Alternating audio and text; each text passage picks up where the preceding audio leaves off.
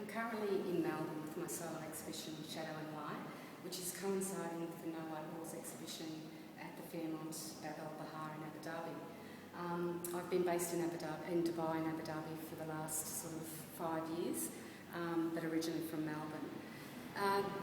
Both exhibitions are themed under shadow and light, and these current shows have been exploring my experiences of living in Dubai, especially for the last 2 years.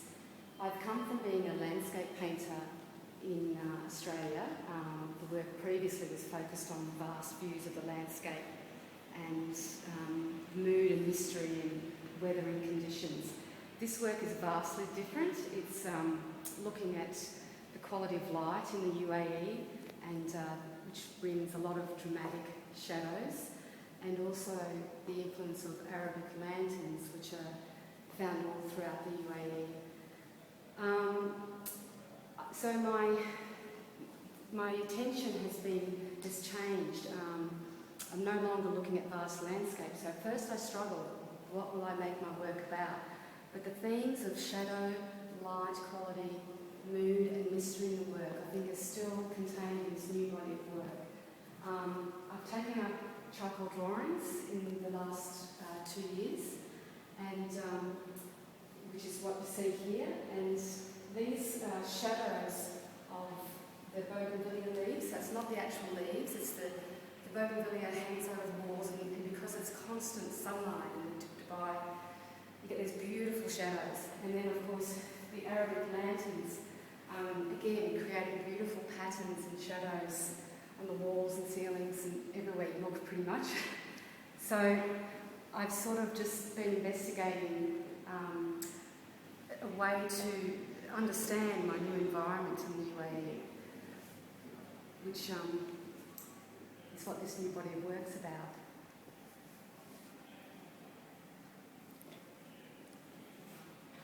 So, as you are from Victoria, and it was so colourful, the landscape are, and then we see that your works are quite black and white now.